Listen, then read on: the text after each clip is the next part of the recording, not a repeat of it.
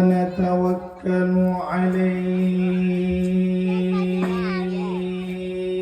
عليه ونعوذ بالله من شرور أنفسنا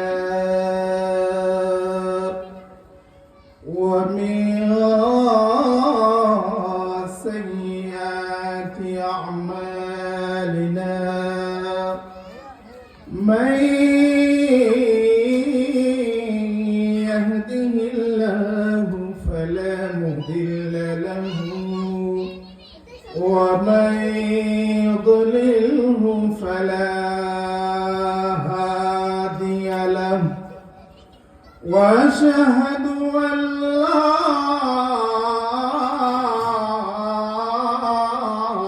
إله إلا الله وحده لا شريك له ونشهد أن سيدنا وسندنا وحبيبنا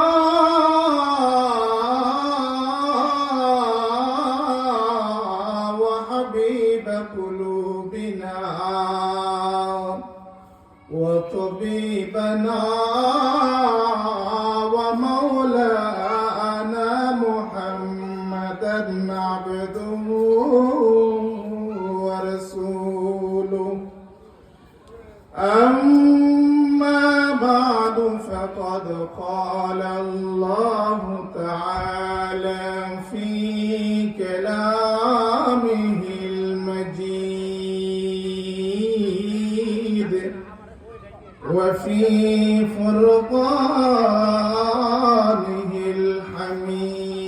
الحميد أعوذ بالله من الشيطان الرجيم بسم الله الرحمن الرحيم قل يا عبادي الذين أسرفوا على أنفسهم لا تقنطوا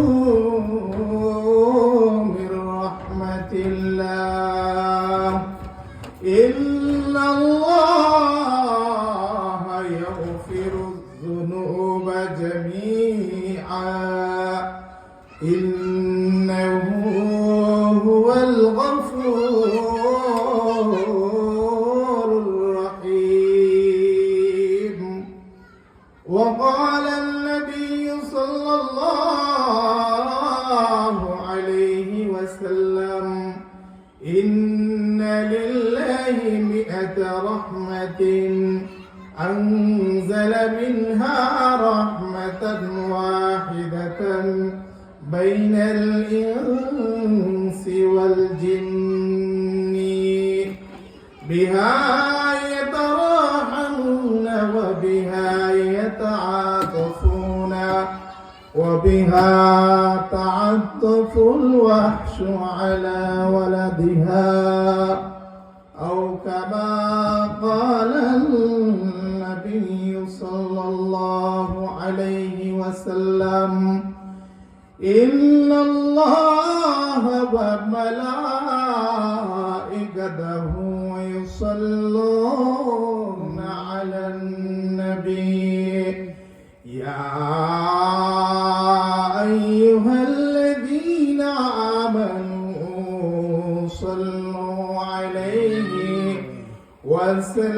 وسلموا تسليما شكرا درود شريف اللهم صل على سيدنا ونبينا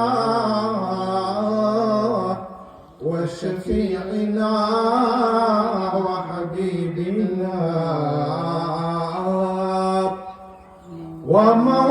ومولانا محمد صلى الله عليه وعلى آله وأصحابه وسلم لا إله إلا الله لا إله إلا الله সবাই বলি লা ইলাহা ইল্লাল্লাহ লা ইলাহা ইল্লাল্লাহ লা ইলাহা ইল্লাল্লাহ লা ইল্লাল্লাহ হায়াতের মালিক তুমি আল্লাহ মৌতের মালিক লা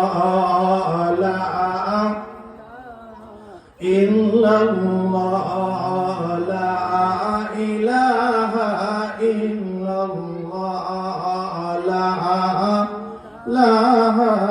ইল্লাল্লাহ লা ইলাহা ইল্লাল্লাহ জান্নাতের মালিক তুমি আল্লাহ জাহান্নামের মালিক তুমি আল্লাহ লা ইলাহা ইল্লাল্লাহ লা ইলাহা ইল্লাল্লাহ লা ইলাহা ইল্লাল্লাহ লা ইলাহা ইল্লাল্লাহ মুহাম্মাদুর রাসূলুল্লাহ সাল্লাল্লাহু আলাইহি ওয়াসাল্লাম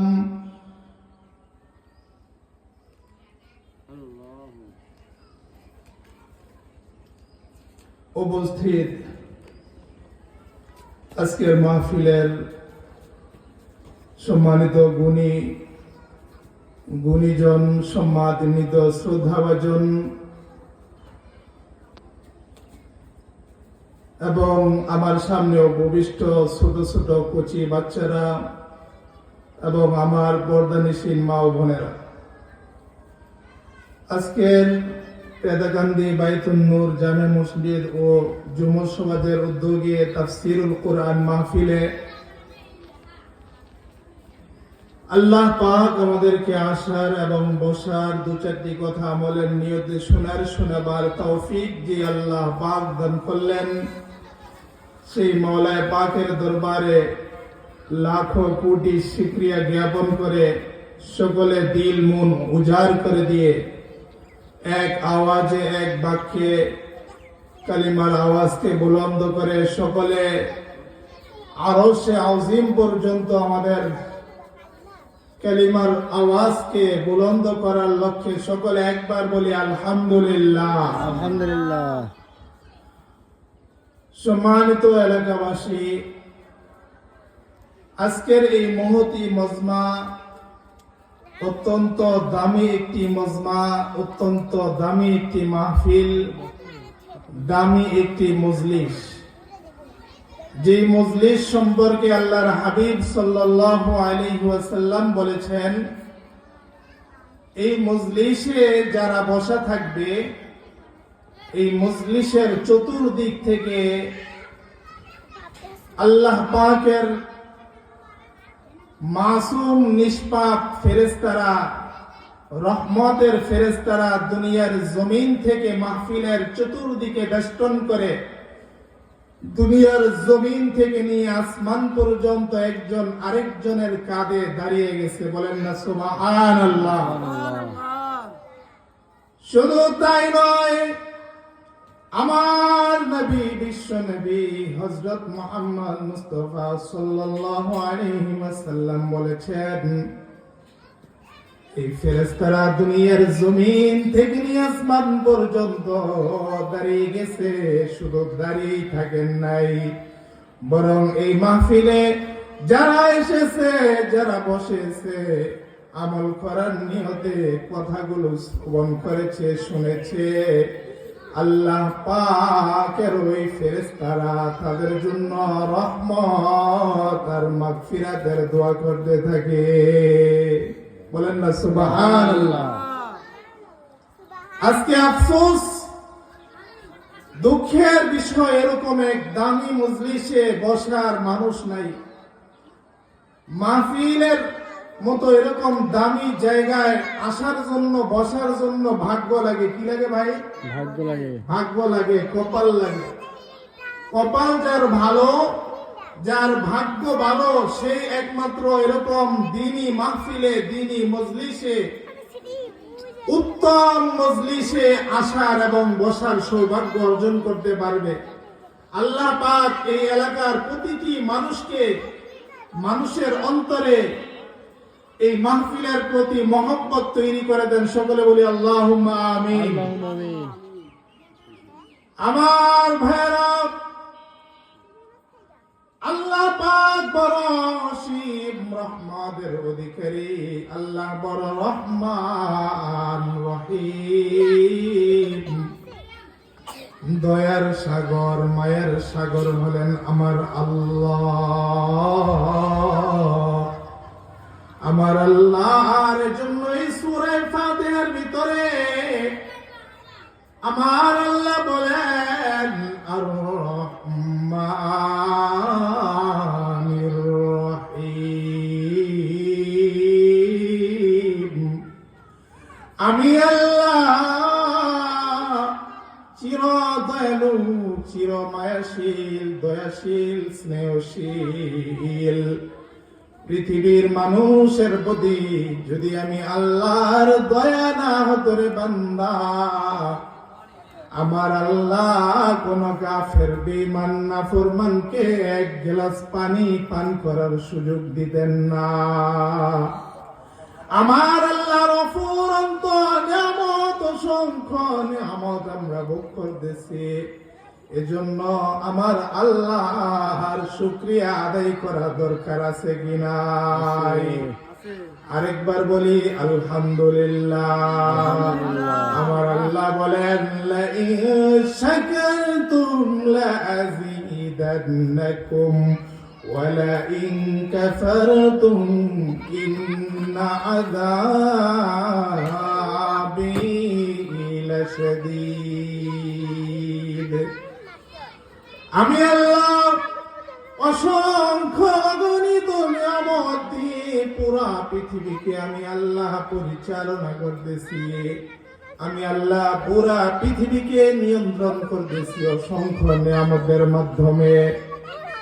এই নিয়ামতের শুকরিয়া যদি কোনো বান্দা আদায় করে, আমি আল্লাহ তার নিয়ামতকে আরো বাড়ায় দিব। বলেন না সুবহানাল্লাহ। আমার আল্লাহ অন্য এক আয়াতে কারীমের ভিতরে আল্লাহ বলেন, সূরা জুমারের 53 নম্বর আয়াতের ভিতরে আমার আল্লাহ বলেন, কুল ইয়া ইবাদিয়াল্লাযীনা আসরাফু আলা আনফুসিহিম লা তাকনাতু মির রাহমাতিল্লাহ ইন্নাল্লাহা ইয়াগফিরুয যুনুবা জামিআ ইন্নাহু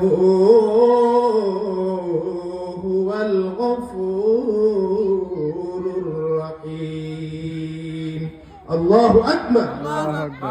আমার আল্লাহ বলেন, ও আমার গুনাহগার বান্দা বান্দিরা শোনো, আমি আল্লাহ তোমাদেরকে আশার বাণী শুনায় দিতেছি। 1450 বছর আগে আমি আল্লাহ বলতেছি, তোমরা যদি পা থেকে নিয়ে মাথা পর্যন্ত, জমিন থেকে নিয়ে আসমান পর্যন্ত গুনাহে ভরে ফেরে বান্দা, আমি এমন এক মাহবুব, আমি এমন এক আরশের অধিপতি, আমি এমন এক রহমান, আমি এমন এক রহিম। যদি একবার তুমি আমি আল্লাহকে ডেকে ডাক দাও আল্লাহ, সাথে সাথে আমি আল্লাহ আরশে আযীম থেকে তোমার ডাকে সাড়া দেব। সুবহানাল্লাহ। এজন্য গুনাহ করে, গুনাহ থেকে নিরাশ করে শয়তান। নিরাশ করার কাজ করে হলো শয়তান। শয়তান আমাদেরকে আল্লাহর রহমত থেকে নিরাশ করে দেয়।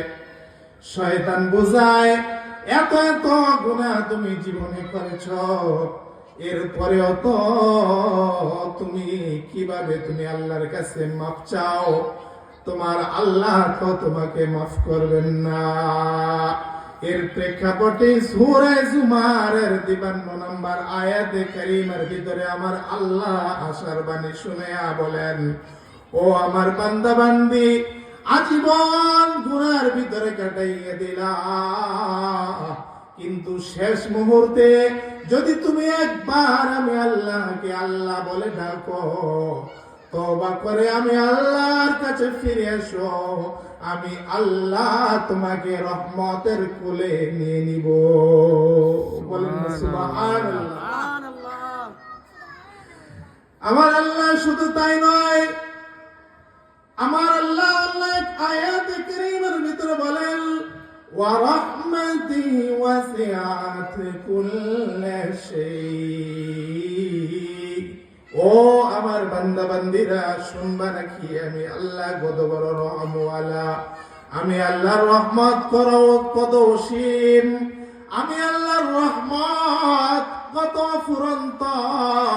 শুনো, এই আয়াতের ভিতরে আমার আল্লাহ বলেন, আমি আল্লাহর রহমত এত বড়, এত ব্যক্ত, তোমরা গুনাহ করে করে যদি পুরা পৃথিবী শেষ করে দাও, পুরা পৃথিবী সব ভরে ফেলো, এমনকি আসমানও ভরে ফেলো, আমি আল্লাহ এমন রহমান এবং রহিম, তোমার জীবনের সমস্ত গুনাহগুলোকে আমি আল্লাহ মাফ করে দিব।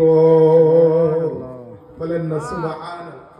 আল্লাহর রহমত এত অফুরন্ত যে আমার আল্লাহর রহমতের কাছে আমার আপনার গুনাহ কিছুই না। তাই বলে গুনাহ করা যাবে না। কি করা যাবে না ভাই? গুনাহ করা যাবে না। যে আল্লাহ যেহেতু এত রহমান, এত রহিম, অতএব গুনাহ কইরা সারাটা জীবন কাটায়া দেই, শেষ জীবনে গিয়ে তওবা করব, ইস্তেগফার করে আল্লাহর কাছে ক্ষমা চেয়ে নিব, এরপরে আল্লাহ মাফ করবেন, এই কথা বলার সুযোগ নাই। কারণ আমি আপনি মৃত্যু সম্পর্কে কেউই জানি না। কবে আমাদের মৃত্যু হবে জানি? কেউ জানি না কখন আমাদের মৃত্যু হবে, কোথায় হবে। ওয়ামা তাদরি নাফসুম মাযা তাকসিবু গাদা ওয়ামা তাদরি নাফসুম বিআইয়ি আরদিন তামুত। আমার আল্লাহ বলেন, কোথায় তুমি তোমার মৃত্যুবরণ হবে, কোথায় তুমি মৃত্যুবরণ করবা, আগামীকালকে কোথায় কোন জায়গা থেকে তোমার উপার্জন আসবে, তোমার সম্পদ আসবে, তুমি নিজেও জানো না, আমি আল্লাহ জানি। কে জানেন? আল্লাহ জানে। রিজিক দেওয়ার মালিক কে? আল্লাহ। রহমত দেওয়ার মালিক কে? আল্লাহ। অর্থ সম্পদ দেওয়ার মালিক কে? কবরে মৃত্যু দান করার মালিক কে? কবরে শান্তি দেওয়ার মালিক হলেন আমার আল্লাহ। অতএব আল্লাহর হুকুম থেকে সামান্যতম নড়চড় করা যাবে না। যেখানে আমার আল্লাহ যেভাবে নির্দেশনা জারি করেছেন ওইভাবে জীবন থেকে কাটাইতে হবে, তাহলে আমি হব আবদান শাকুরা। বলেন না সুবহানাল্লাহ। সম্মানিত ভাইরা, আমার নবী, বিশ্ব নবী সাল্লাল্লাহু আলাইহি ওয়াসাল্লাম কে আল্লাহ পাক দুনিয়ার জমিনে পাঠাইছেন। পৃথিবীতে যত রহমত আমার আল্লাহ দান করেছেন, সবচেয়ে বড় রহমত আর সবচেয়ে বড় সুসংবাদ হলো আমার নবী, বিশ্ব নবী হযরত মুহাম্মদ মুস্তাফা সাল্লাল্লাহু আলাইহি ওয়াসাল্লামকে আল্লাহ পাক দুনিয়ার জমিনে আগমন ঘটাইছেন। কথা ঠিক কিনা? এজন্য আল্লাহর রহমত থেকে নিরাশ হওয়া যাবে না। এক নাফরমান হযরত ওমর ফারুক রাদিয়াল্লাহু আনহুর জামানার ঘটনা। হযরত ওমর ফারুক রাদিয়াল্লাহু আনহু রাস্তার এক দিক দিয়ে আসতেছেন, অপর দিক দিয়ে এক মদ্যপানকারী এক ব্যক্তি নেশাখোর, সে মদের বোতল হাতে নিয়ে অপর দিক থেকে আসতেছে। এবার হঠাৎ করে যখন ওমর ফারুক রাদিয়াল্লাহু আনহুর দিকে তার দৃষ্টি পড়ল, সাথে সাথে তার কম্পন সৃষ্টি হয়ে গেল, ভয় সৃষ্টি হয়ে গেল, থরথর করে কাঁপতে লাগলো। যে ওমর যে মেজাজি জালালি তবিয়তের, ওমরের সামনে পড়ছি, আজকে আমার জীবন নিয়ে যাওয়া সম্ভব নয়, আজকে আমার মৃত্যু এখানেই, আমার আর বেঁচে থাকার কোনো আশা নাই। আজকে মদের বোতল হাতে দেখলে ওমর আমাকে কি করবে, একেবারে কল কেল্লা ফতে করে দিবে। এই চিন্তা করতে করতে হঠাৎ করে ওই লোকের জেহেনের ভিতরে ঢুকে গেল, যার কেউ নাই তার আছেন আল্লাহ। চোখটাকে বন্ধ করে দিয়ে আল্লাহর কাছে কান্নাকাটি শুরু করে দিল। রে আল্লাহ, সারাটা জীবন মদের আড্ডাখানায় কাটাইছি রে আল্লাহ, মদ খায়া নেশায় পড়েছিলাম, মদের নেশায় পড়ে যে জীবনটাকে শেষ করলাম রে আল্লাহ। আজকে ওমরের সামনে পড়ে গেছি, যদি তুমি দয়া না করো, যদি তুমি আমার মতো গুনাহগারের প্রতি দয়া না করো, তাহলে বাঁচার আমার কোনো উপায় নাই। আল্লাহ কি তার কথা শোনেন না? শোনেন না? শুনতেছেন। আমার আল্লাহ চোখের পানির এত কদর করেন, এত কদর করেন, সাথে সাথে আমার আল্লাহর রহমতের দরিয়ায় জোশ উঠে গেল। আমার আল্লাহ ওই মদকে দুধে রূপান্তরিত করে দুধ বানায়া দিলেন। বলেন না সুবহানাল্লাহ। এবার ওই লোক কাঁদতে কাঁদতে আস্তে আস্তে করে সামনের দিকে যাইতেছে। ওমর ফারুক রাদিয়াল্লাহু আনহু সামনের দিকে আসতেছে। যখন কাছাকাছি চলে আসলেন, ওমর ফারুক রাদিয়াল্লাহু আনহু বললেন, হে নাফরমান, হে বেঈমান, হে বদমাইশ, তোমার হাতে ওইটা কি? ওটা তো মদের বোতল মনে হয়। বলে যে হুজুর, এটা তো মদের বোতল নয়, এটা তো হলো দুধের বোতল। সুবহানাল্লাহ। বলে যে দুধের বোতল কিভাবে? মদের বোতলের ভিতরে যদি দুধ হয়, তাহলে তুমি এই বোতলটাকে পিছন দিকে কেন নিছো? পিছনে লুকাইছো কেন? এটাকে সামনে আন। তখন সে আল্লাহকে ডাকতেছে আর আস্তে আস্তে করে মদের বোতলটাকে সামনে আনতেছে।